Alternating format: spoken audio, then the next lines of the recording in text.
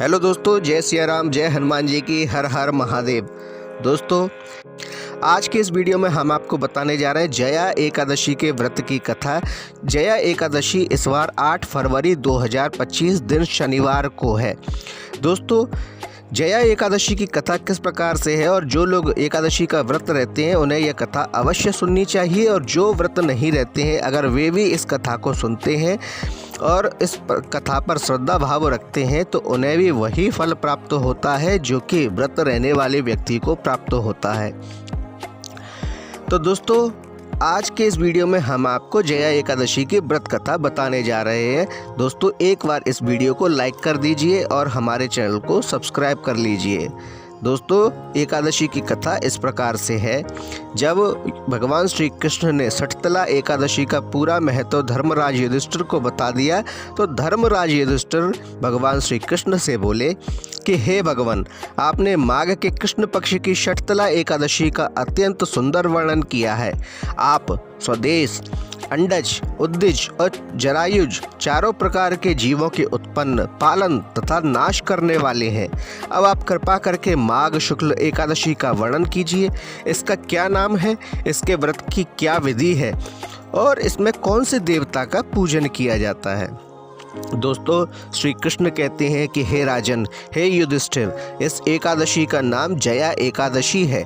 इसका व्रत करने से मनुष्य ब्रह्म हत्यादि पापों से छूटकर मोक्ष को प्राप्त होता है तथा इसके प्रभाव से भूत, पिशाच आदि योनियों से मुक्त हो जाता है। इस व्रत को विधि पूर्वक करना चाहिए। अब मैं तुमसे पद्म पुराण में वर्णित इसकी महिमा की एक कथा सुनाता हूँ। भगवान श्री कृष्ण धर्मराज युधिष्ठिर को पद्म पुराण में वर्णित इसकी महिमा की कथा सुनाते हैं। वे कहते हैं कि हे देवराज, एक बार देवराज इंद्र स्वर्ग में राज करते थे और अन्य सब देवगण सुखपूर्वक स्वर्ग में रहते थे। एक समय इंद्र अपनी इच्छानुसार नंदन वन में अप्सराओं के साथ विहार कर रहे थे और गंधर्व गायन कर रहे थे। उन गंधर्वों में प्रसिद्ध पुष्पदंत तथा उसकी कन्या पुष्पवती और चित्रसेन तथा उसकी स्त्री मालिनी भी उपस्थित थे। साथ ही मालिनी का पुत्र पुष्पवान और उसका पुत्र माल्यवान भी उपस्थित थे। पुष्पवती गंधर्व कन्या माल्यवान को देखकर उस पर मोहित हो गई और माल्यवान पर काम बाण चलाने लगी।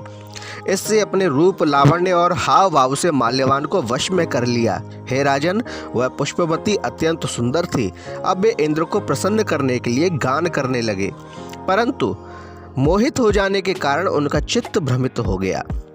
इसके ठीक प्रकार से न गाने तथा स्वर ताल ठीक न होने से इंद्र इनके प्रेम को समझ गया और उन्होंने इसे अपना अपमान समझकर इनको शाप दे दिया।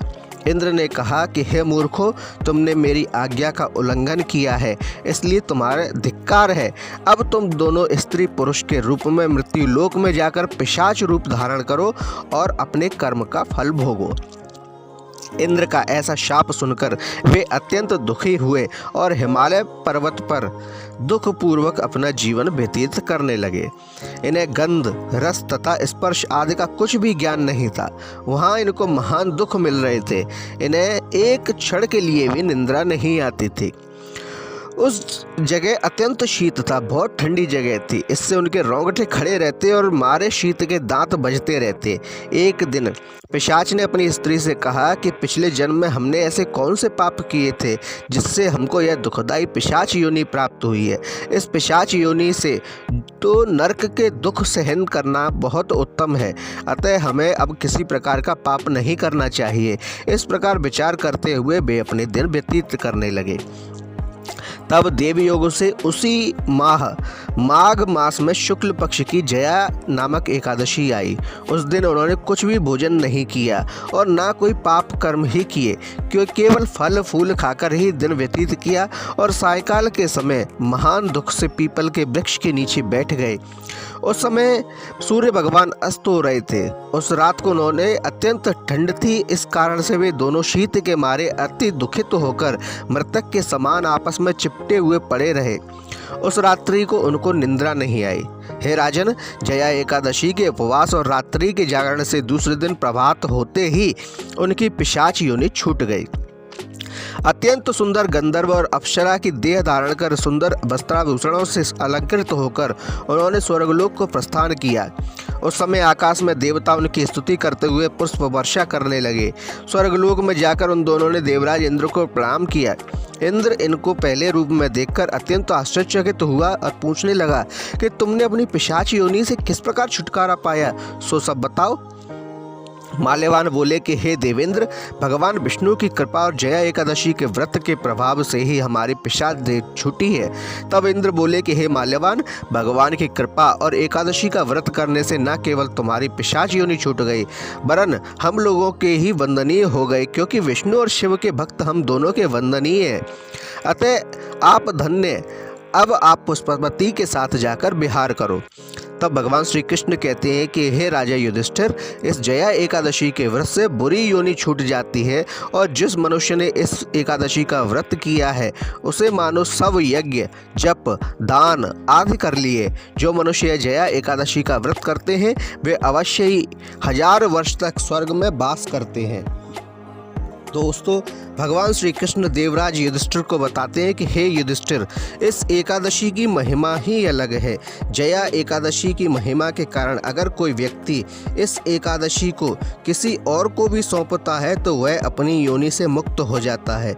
यानी कि अगर कोई वंशज अपने पूर्वज की अच्छी गति चाहता हो कि उसके पूर्वज की गति जो कि किसी भयंकर गति में, किसी प्रेत गति में, किसी भूत गति में है या पिशाच गति में है, और उसके वंशज चाहते हैं कि वह उनके पूर्वज इस गति से निकल जाएं, तो वे अपने पूर्वज के लिए भी इस एकादशी का व्रत कर सकते हैं।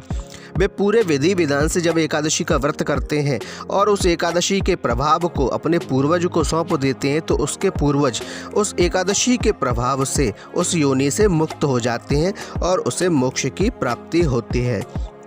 भगवान श्री कृष्ण कहते हैं कि हे राजन, हे युधिष्ठिर, भगवान विष्णु को एकादशी अत्यंत प्रिय है, और जो व्यक्ति एकादशी का व्रत रहता है उस व्यक्ति को कभी भी भूल कर भी भूत प्रेत पिशाच आदि योनियों का सामना नहीं करना पड़ता।